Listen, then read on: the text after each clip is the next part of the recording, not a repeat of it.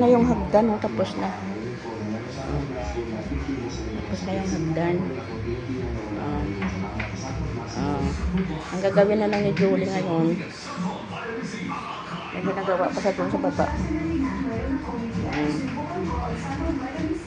Ito na yung hagdan. Hay! Takot ako.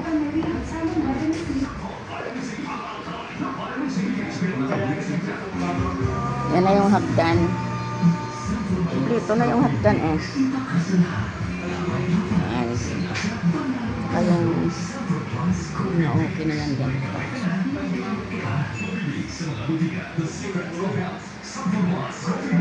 Yan na yung hagdan.